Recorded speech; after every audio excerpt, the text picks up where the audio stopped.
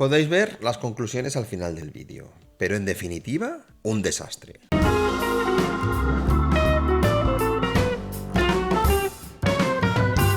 Hola compañeros, hoy tengo en la mesa de reparaciones un aparato que casi me ocupa todo el espacio. Es el aparato más grande que he tenido. Se trata de una resistencia, una carga electrónica que se utiliza para verificar fuentes de alimentación y para verificar baterías. Os pongo esta cámara para que la veáis mejor. Mira, es el battery tester de aquí. Concretamente este es del colega de Technotronic, que me lo mandó para ver si podía echarle un vistazo y tratar de repararlo. Lo que voy a hacer para poder trabajar con él más fácilmente es sacar todo el circuito de la caja. Quitaré los tornillos y así me desharé de la carcasa, que es bastante grande y me va a molestar bastante. Nos vemos ahora.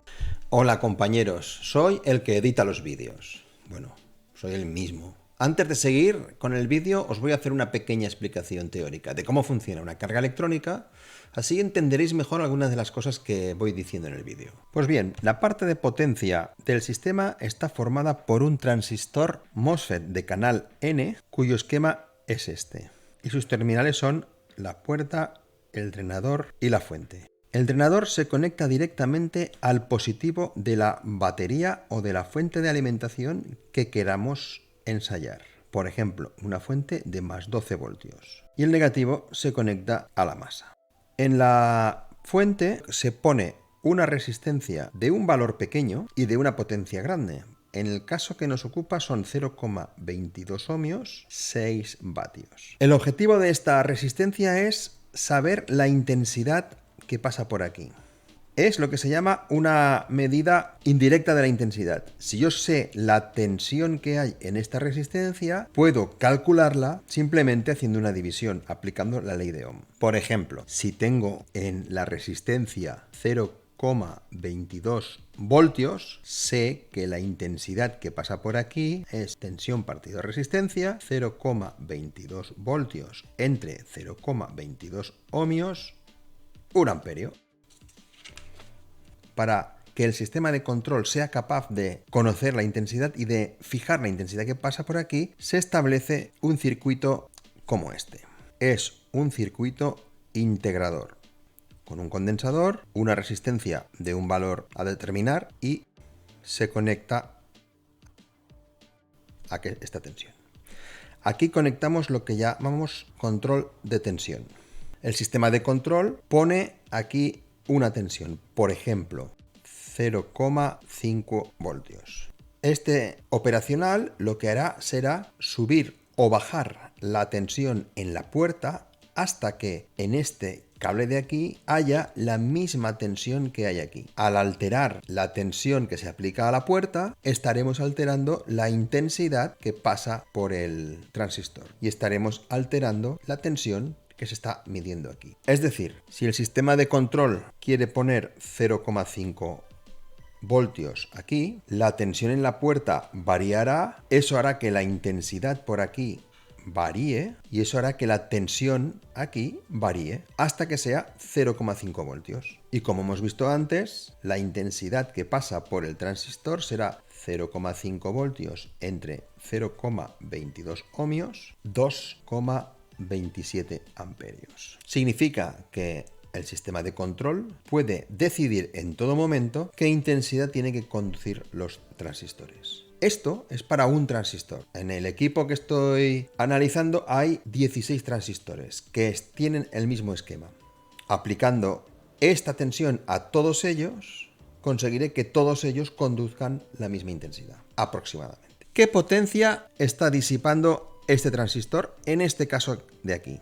La potencia que está disipando el transistor es la tensión entre el drenador y la fuente por la intensidad de drenador. La tensión entre el drenador y la fuente son los 12 voltios que hay entre aquí y aquí, menos los 0,5 que hay entre aquí y aquí, multiplicado por los 2,27 amperios. Significa que la potencia que está dando este transistor es de 26,1 vatios. Lo que yo creo que ha pasado es que el radiador no ha sido capaz de transmitir toda esta potencia al exterior. Eso ha sido la causa de que la temperatura interna del transistor suba por encima del límite y acabe rompiendo la unión PN. Cuando se rompe la unión PN, queda unido directamente esto aquí. Y entonces estamos aplicando directamente los 12 voltios de la batería a esta resistencia de 0,22. Esta resistencia de 0,22, la potencia en esta resistencia es V cuadrado partido R, 12 voltios al cuadrado partido 0,22.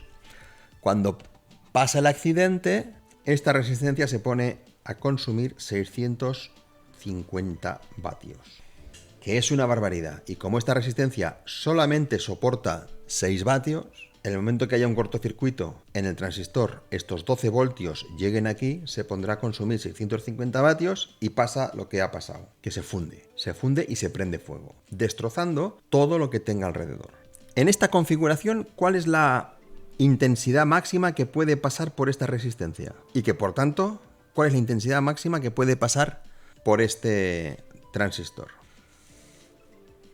La potencia en la resistencia es su valor por la intensidad al cuadrado. Es decir, que los 6 vatios máximo que soporta la resistencia será 0,22 ohmios por la intensidad al cuadrado. Por lo tanto, la intensidad máxima que puede soportar es la raíz cuadrada de 6 vatios entre 0,22 ohmios. 5,22 amperios. La intensidad máxima que puede pasar por aquí es de 5,2 amperios. Si pasa más intensidad, esta resistencia se va a quemar. Pues ya he quitado la carcasa y me he quedado con todo el aparataje este, que tampoco es que sea pequeño. Este está formado por 4 módulos que son parecidos, pero hay uno al que podríamos llamar inteligente, o el módulo principal, que es este de aquí. Este de aquí, si os fijáis, aquí tiene la circuitería que se usa para la medida de corriente y de intensidad. Seguramente estos dos circuitos de aquí lo que hacen es medir la corriente y la intensidad, que informan al sistema de control que luego os enseñaré. Y luego tiene aquí las entradas de alimentación. El sistema se alimenta a 12 voltios.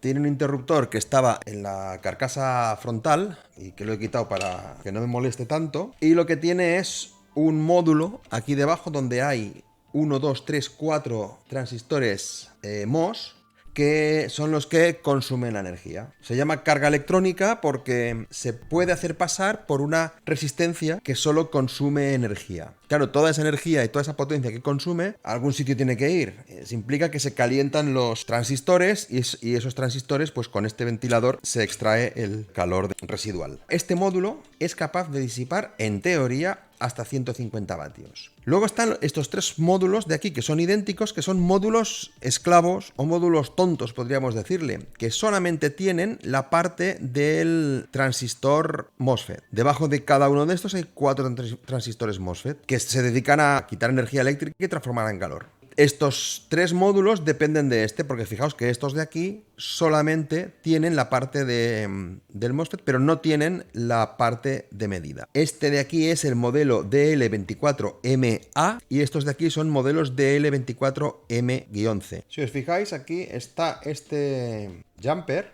de configuración que sirve para decirle al sistema de control cuántos vatios puede disipar el módulo. Si compras solo el módulo principal, este jumper debes de quitarlo, porque está configurado, si no lo pones, queda configurado para 150 vatios. Si compras el módulo principal y un módulo extra, lo tendrías que poner en el primer puente, que son 300 vatios. Ahí se ve cómo marca 300 vatios. Si compras 2 módulos, es decir, el principal y 2 más, tendrías que ponerlo en 450 vatios. Si compras 4 módulos, que es esta configuración, tendrías que poner el tercero, que son 600 vatios. Y si compras 4 más, en teoría, porque allí pone 1200, es posible que sea capaz de trabajar hasta con 8 módulos de estos y así poder disipar cargas de 1200 vatios.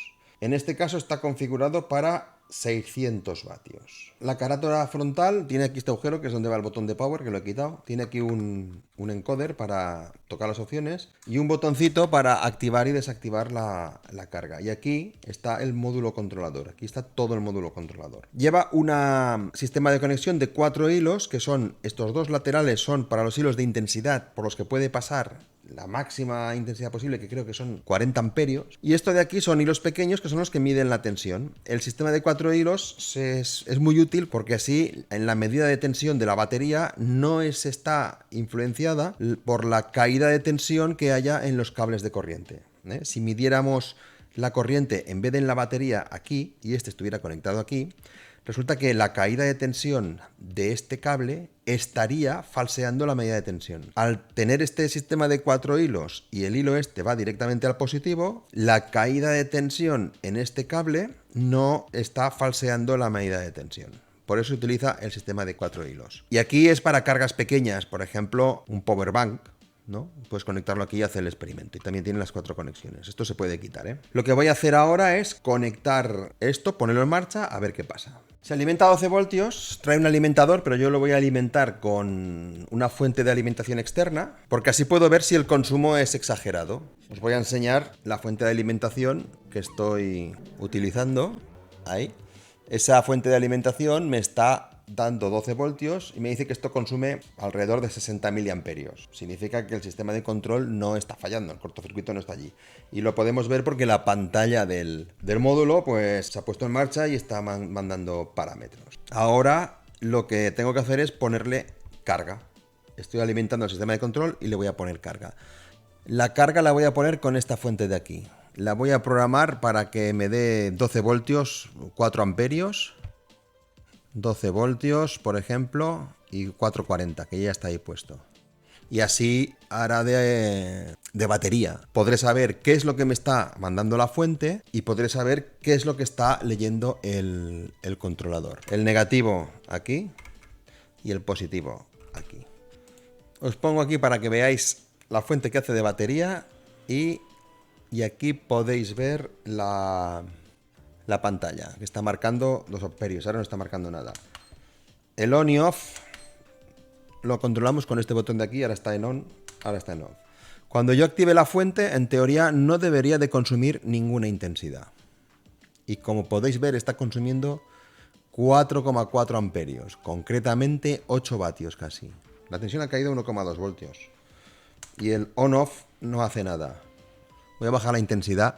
Voy a poner la intensidad a 2 amperios porque no quiero cargarme nada. Para probarlo es suficiente. Ahora está limitada a 2 amperios. Una cosa que sí que puedo ver es que el sistema de medida funciona. Porque en la fuente me dice que hay 1 voltio y 2 amperios. Y aquí me está diciendo que hay 0,87 voltios y 2 amperios. Estas medidas de tensión pues habría que calibrarlas con un polímetro a ver quién tiene razón, ¿eh? Cogemos el polímetro y vamos a medir, a ver si quién tiene razón. 0,86. La fuente me marca 1,04, pero algo de caída de tensión hay porque aquí me están llegando 0,86. Es decir, esto de aquí está midiendo perfectamente la tensión que hay en los bornes de alimentación. ¿Qué significa eso? Significa que el sistema de control funciona y que la circuitería de medida de corriente también funciona. Por lo menos el fallo no está ahí. Pero lo que significa es que tenemos alguno de los MOSFET cruzado. Y por eso está provocando el calentamiento. Y por eso se quema alguna de las resistencias. Como podéis ver, el dueño ya había cambiado algunas resistencias. Se habían quemado algunas resistencias de estas de color verde. Si las veis aquí son resistencias de 0,22 ohmios y de 6 vatios. Y ha sustituido por estas cerámicas de 0,22 ohmios 7 vatios. Lo que pasa es que son un poco grandes y no caben. Sobre todo no dejan acceder a esos tornillos que hay ahí, que ya os enseñaré para qué son. Fijaos la cantidad de calor que han generado estas resistencias al fundirse, que aquí podéis ver cómo, a ver si lo veis bien, ahí, cómo ha llegado a fundir hasta el aluminio del radiador, para que veáis la cantidad de calor que han desprendido. Ya veremos si nos ha dañado alguna pista. Ahora lo que voy a hacer es darle la vuelta a esto y ver cómo están los MOSFETs por debajo. Pues mirad, esto es un módulo por la parte de atrás.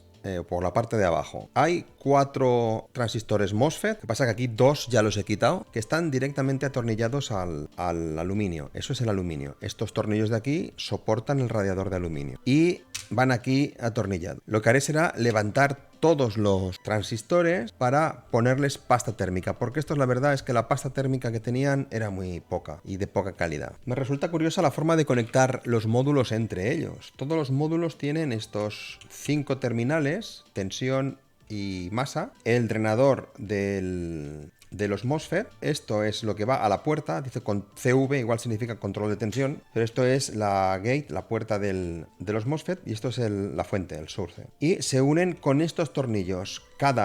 Si lo veis aquí, cada módulo tiene en los 4 costados estos pads de conexión y, en teoría, uniéndolos con estos tornillos quedan conectados. A mí no me da mucha confianza esta forma de conectarlo, pero si lo han diseñado así, será que funciona. Además, como son modulares, son cuadrados, se pueden conectar de cualquier manera. Podrías poner 3 seguidos o montados en una matriz de 2x2 como están estos. Lo que toca ahora es levantar estos de aquí.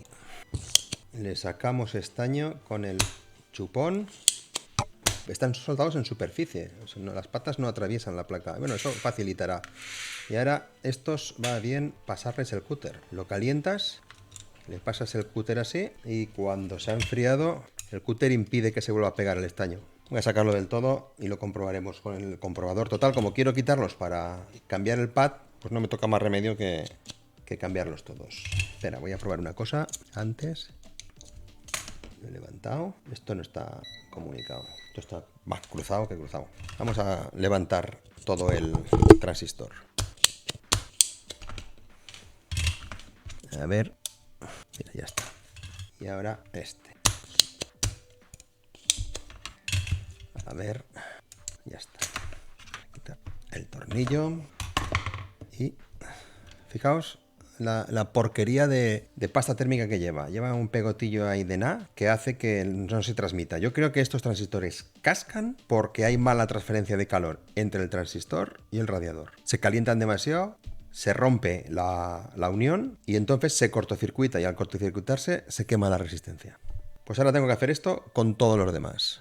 Voy a comprobarlo ahora con el testeador de transistores. Este es uno nuevo. Este es un MOSFET nuevo. Lo pongo aquí, le doy al cantador que dice el amigo Ketaibal y ahí me marca el componente. Un MOSFET de canal N con su diodo y su puerta y todo, y sus tensiones y sus datos. Voy a probar este que es el que acabo de quitar. Y como podéis ver, está cruzado. Está cortocircuitado y está quemado. Pues esto hay que hacerlo con todos.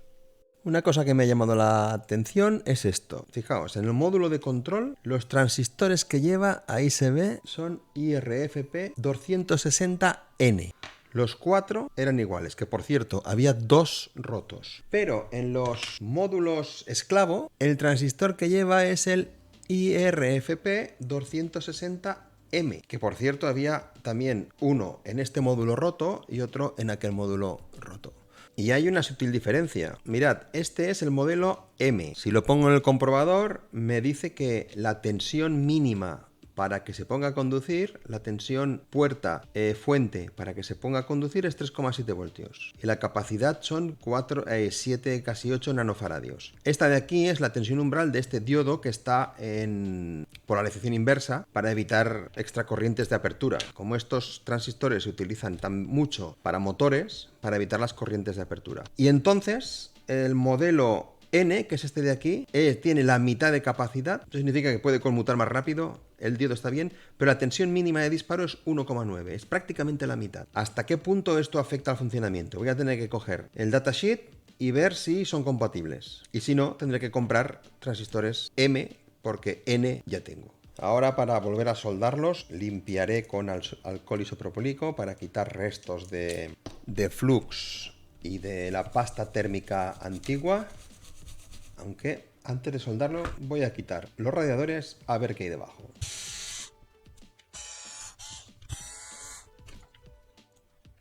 Y debajo de los radiadores pues no hay nada, como era de esperar. Quería ver si por aquí tenían algún medidor de temperatura, porque todavía no estoy muy seguro quién controla los ventiladores. Quería levantarlo para ver si aquí había algún termopar o algún chip de medición de temperatura. Pondré un poco de pasta térmica de esta que se usa para los procesadores, que tiene una alta conductividad térmica. Esparciremos un poco, que ocupe bien toda la superficie. Ahora lo asentaremos y lo atornillaré aquí. A este no le doy con el taladro porque no quiero que me lo parta. Y una vez que está atornillado, que está firmemente atornillado, pues a soldarlo.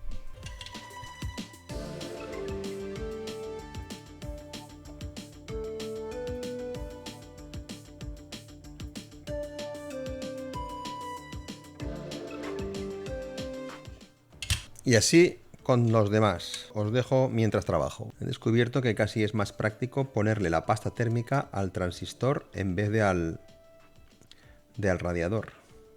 El radiador queda ahí un poco encajado, cuesta de llegar. Le pongo la pasta térmica a toda la superficie metálica interior del transistor y a su sitio. Pues bueno, ya he cambiado todos los transistores. Bueno, en los transistores no he cambiado ninguno. Los he sacado todos, los he verificado todos y los que estaban cortocircuitados, que son estos 4, los he quitado. Los demás los he vuelto a poner con pasta térmica nueva. Estos de aquí no los pongo porque son modelo M y no lo tengo. Y estos de aquí sí que los tengo, no los pongo porque se me ha terminado la pasta térmica. Pero ahora ya no hay ningún MOSFET cruzado. Eso significa que voy a poder probar la carga a ver si funciona correctamente y después ya añadiré los que me faltan. Os he de decir que he tenido que repasar estos tornillos porque me he encontrado algunos que estaban flojos y si ya no me gusta mucho esta forma de conectar, pues imagínate si está la tuerca floja. Este, por ejemplo, estaba flojo. Significa que aquí había mal contacto y esta placa de aquí ya no recibía las señales que tiene que recibir. Voy a darle la vuelta. Bueno, antes de probarlo, lo que voy a hacer es estas dos resistencias que están aquí, las voy a quitar y voy a mover estas dos de aquí. Estas de cerámica son muy grandes y aquí dentro molestan, pero en cambio las puedo poner en estos los laterales porque no, como no hay ninguna placa, pues no molesta. Entonces quitaré esta, las pondré aquí y estas las pondré aquí. Bueno, ya han pasado algunos días y mientras me llegaba la pasta térmica, pues me he dedicado a hacer pruebas y experimentos con la placa. Como podéis ver, retiré las resistencias de aquí grandes y las puse en este lado de aquí, las podéis ver aquí. Y fue bien porque me vi obligado a soltar este módulo. Resulta que después de quitar los transistores que estaban cortocircuitados, que estaban cruzados, el sistema funcionaba, pero continuaba teniendo algunos problemas de cortocircuito. Consumía intensidad cuando no debía de consumir. Y tras varias pesquisas, al final descubrí que uno de los módulos tenía que estar cascado. Y no me tocó más remedio que ir soltándolos uno a uno hasta ver cuál era el que estaba cascado. Y por suerte, el primero que solté fue este y el problema se solucionó. Este, aparte de tener los transistores, un transistor quemado, debe de tener averiada la parte de control. En algún momento, en algún calentón, se ha averiado la parte de control y da cortocircuito. Como podéis ver aquí hay unos circuitos SMD, que estos de aquí son operacionales. Esto es un estabilizador, un regulador de tensión. Aquí falta un transistor, que es el transistor que controla el ventilador, que lo quité porque en principio pensaba que era ese el que me estaba dando problema, pero después de quitarlo el problema no se solucionó. Significa que estos de aquí están quemados. Obviamente no voy a ponerme a cambiar esto de aquí porque no tengo ni herramientas ni vista para modificar estas cosas, ni mucho menos saber si alguna de esas resistencias están quemadas. La única opción es comprar un módulo nuevo como este y sustituirlo. Pero de momento voy a seguir haciendo las pruebas con los otros 3 módulos. No pasa nada, lo único es que el conjunto, en vez de trabajar a 600 vatios, trabajará a 450 vatios. Y otra cosa que voy a hacer es aprovechar estos transistores que están bien para sustituir los que están quemados en los otros módulos. Ya tengo todo montado y de 4 módulos hemos hecho 3 totalmente operativos. Y ahora empezaremos a hacer pruebas a ver si estos 3 realmente funcionan. Este lo guardaré para piezas. Pues más problemas todavía. Al poner ese transistor ahí, entra en cortocircuito. Y no es el transistor, porque el transistor está bien. Imagino que el sistema de control de intensidad por el transistor. Fijaos que pongo la fuente que hace de batería en marcha y con todo parado ya me consume 2 amperios. Y esos 2 amperios están pasando por aquí. Y se nota porque el transistor se calienta. Voy a soltarlo. Voy a quitarle la conexión de fuente y ya no hay consumo. Fijaos, ahora no hay consumo. En cuanto hago conexión con la fuente, 2 amperios. En cuanto quito la conexión, ya no hay consumo. Y este transistor no está roto. No está roto porque lo he comprobado, incluso lo he cambiado. He puesto 2 que no están rotos. O sea que este módulo también tiene parte del sistema de control averiado. O sea que este módulo no podrá disipar los 150 vatios que está previsto que disipe. Voy a quitar este transistor porque no hace más que problemas. Lo voy a quitar y voy a dejar el hueco. Fijaos, os voy a enseñar, el transistor que falla es el que está debajo de esa resistencia de color blanco. Y fijaos cómo se ha fundido el aluminio. Pues es muy fácil que haya hecho un cortocircuito esa pista. Estoy pensando que igual quito el radiador. El radiador está conectado al drain del transistor. Y si ese radiador se ha puesto en contacto con el source, con la fuente, cuando pongo el transistor provocará un cortocircuito. Igual es eso. Voy a hacer la prueba. Voy a cambiar ese radiador por uno de los del módulo que está averiado. A ver qué pasa. Fijaos, ahora que he quitado el ventilador, el estropicio que ha hecho ahí la resistencia. ¿Qué temperatura ha debido coger? Está carbonizado. Ahí, si hay alguna pista, ha debido de morir sí o sí. He quitado el radiador, he soltado el transistor así en el aire para que no haga contacto con nada, pero podéis ver que en cuanto le doy a la corriente se pone a conducir. Y el transistor no está cascado. Está fallando el sistema de control. Entonces entra en conducción y conduce toda la intensidad que sea capaz. Como la fuente la tengo limitada a 2 amperios, solo pasan 2 amperios, pero si fuera una batería estaría consumiendo pues 200 amperios. Voy a quitarlo porque esto no va a ningún lado. Y este módulo solo podrá funcionar con 3 transistores. Si lo quito, desaparece el problema. Y como os decía, el transistor está bien. Pues finalmente el aparato ha quedado con 3 módulos, que no están operativos al 100%, porque este de aquí, esta resistencia, no tiene el transistor debajo porque está en cortocircuito y no funciona. Hay un fallo en la placa. La quemazón de la placa lo ha averiado. Debemos de cambiar este pin de aquí, que está puesto en la línea de 600, debemos de bajarlo a 450. Aquí a 450. Porque ahora solo tiene 3 módulos. Y también debemos de modificar el sistema de control. Para modificarlo hay que ponerlo en marcha con la tecla M, con la M apretada. Y entra. Entonces solo tenemos que esperar a que se ponga verde 450 vatios. Lo soltamos y al cabo de unos segundos carga la configuración de 450 vatios. Pues a ver, creo que ya estoy en condiciones de hacer experimentos. Lo pongo en marcha, arranca la unidad de control. Como mínimo tengo la fuente conectada. Aquí veis la fuente que hace de batería, la tengo conectada y no consume intensidad. Y en cuanto lo pongo en marcha, empieza a funcionar el ventilador. ¿Vale? Pero solo ese. Este y este no arrancan. Me da la impresión de que este módulo de aquí, que es el único que no ha tenido un calentón, es el único que funciona. Porque este que ha tenido el calentón, ya habéis visto que le falla un transistor y el ventilador no arranca. Y este que ha tenido un calentón, el ventilador no arranca.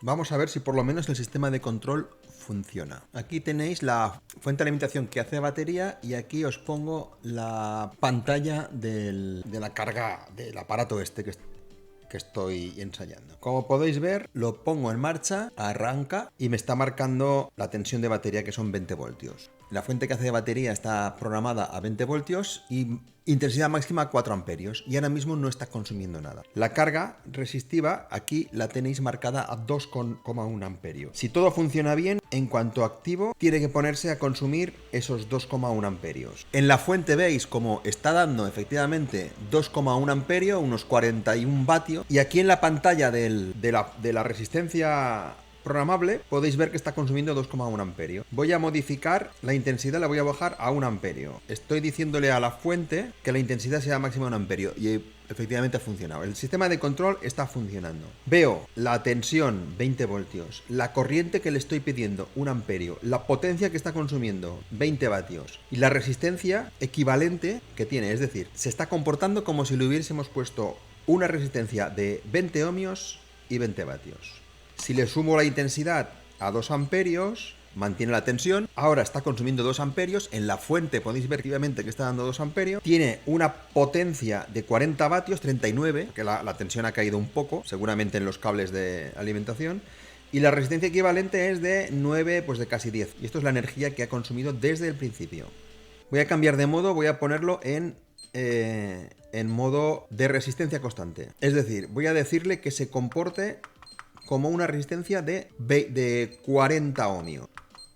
Cuando lo conecto, se está comportando como una resistencia de 40 ohmios. como estamos a 20 voltios, solo pasa medio amperio, pero la resistencia es de 40 ohmios. O sea, si ahora toco la tensión de la fuente de alimentación, la variarán las dos, pero la única que no varía será la resistencia. El sistema de control funciona. Voy a ir bajando la resistencia, por ejemplo, a 20. Si lo pongo a 20 ohmios, esto se comporta como una resistencia de 20 ohmios. Como estamos a 20 voltios, consume un amperio. Lo subo a 100 ohmios, pues funciona perfectamente. El sistema de control funciona. Y de los módulos, creo que hay uno que funciona bien, que es el que está girando el ventilador. Los otros, el ventilador no se ha movido en ningún momento. Seguramente tiene pistas quemadas debido al calentón que se ha llevado. Voy a ponerle que consuma... Uy, me he pasado. Le he puesto 0 ohmios aquí, me ha animado, le he puesto 0 ohmios y obviamente me ha dicho que me estaba pasando de potencia. Ahora me está dando 4.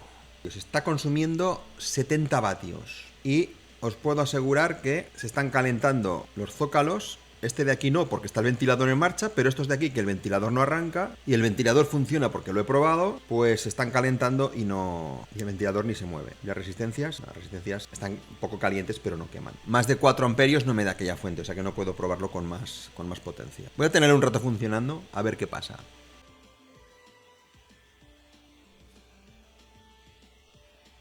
Pues este de aquí quema, ¿eh? Este radiador de aquí está quemando. Este no, porque está el ventilador, pero este de aquí está quemando. A ver, este de aquí. No, quemando no, porque está caliente. O sea que estos se están calentando y como no va el ventilador, si no lo paro, acabará rompiéndose el transistor.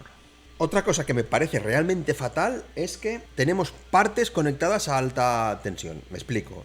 Los drenadores de los transistores, que es la pata central, está conectado a la parte metálica de detrás del radiador. Como esta parte metálica está conectada al radiador de aluminio, la tensión que pongamos en el drenador también estará en el radiador de aluminio. Significa que si estamos creando una batería de 20 voltios como la que estoy simulando ahora, todos estos tornillos de aquí que están atornillados directamente al radiador están a esa potencial. Los radiadores también están a ese potencial. Si fuera una batería de 50, 60, 80 voltios, aquí tendríamos 50, 60 o 80 voltios. Lo que me parece es una barbaridad que esa tensión no esté separada del resto del circuito. Estos transistores deberían estar montados con una lámina de mica que lo aislase del radiador, que lo aislase eléctricamente del radiador. Y los tornillos deberían ser encapsulados con una lámina de silicona, con un tubo de silicona y arandelas de silicona para que no haya contacto eléctrico entre esta parte y el radiador, para que solo haya contacto térmico. La última comprobación que voy a hacer es si todos los transistores están funcionando y si todos los transistores están consumiendo la misma intensidad. El sistema de control genera una señal de control que se distribuye a través de CV a todo el circuito. Si miramos la tensión que hay en CV, aquí, veremos que en todo el circuito esa tensión de CV pues es 54 milivoltios. Para saber si todos los transistores conducen la misma intensidad, esta resistencia que está aquí para medir la intensidad, todas deberían tener la misma tensión. Y en teoría debería ser CV. Todas deberían tener 54 milivoltios para asegurar que la intensidad que pasa es la que toca. Aunque puede haber una pequeña diferencia debido a las tolerancias y otras cosas. Entonces, vamos a mirar. Esta de aquí tiene 48 milivoltios. Esta de aquí, 48 milivoltios. Este de aquí también. Este de aquí, 0. Este transistor que hay aquí debajo no está funcionando porque por esta resistencia no hay tensión, no pasa intensidad.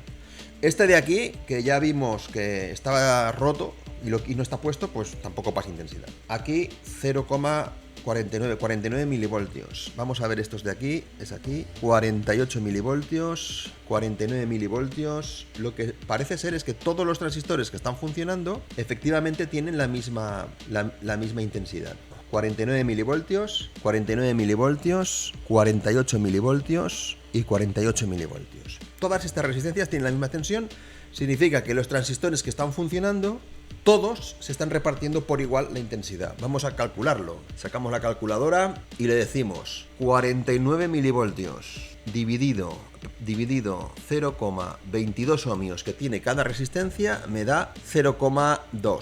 Más o menos es lo que debería tocar. Cada transistor debería estar consumiendo 0,2, pues 0,22 por 10 transistores que hay funcionando, pues son los 2 amperios que el sistema de control me está marcando. A ver, estas son mis conclusiones. En mi opinión, el transistor se ha roto por exceso de temperatura. La pasta térmica poca y el radiador, que creo que es insuficiente para toda la potencia que tiene que disipar, hace que la temperatura dentro del transistor sea grande. Y si la temperatura dentro del transistor es grande, se acaba rompiendo la unión PN y se cortocircuita la fuente y el drenador. Eso hace que la intensidad que consuma sea muy grande y que las resistencias estas literalmente se prendan fuego. He mirado y he tratado de encontrar en internet alguna referencia a estos módulos. Y tengo mis sospechas de que los módulos que había dentro de este dispositivo fuesen los originales de ATORCH. ATORCH es la marca del controlador, pero no sé si las unidades de potencia son ATORCH. Y me baso en una característica. Esta de aquí, que es ATORCH, que está sacado de la página web de ATORCH, veo dos diferencias fundamentales. La primera, el ventilador lleva una pegatina. Aquí no hay pegatina. Y la segunda, y quizá más radical, es que el ventilador está conectado en la parte superior derecha, mientras que el ventilador estaba conectado en la parte inferior izquierda.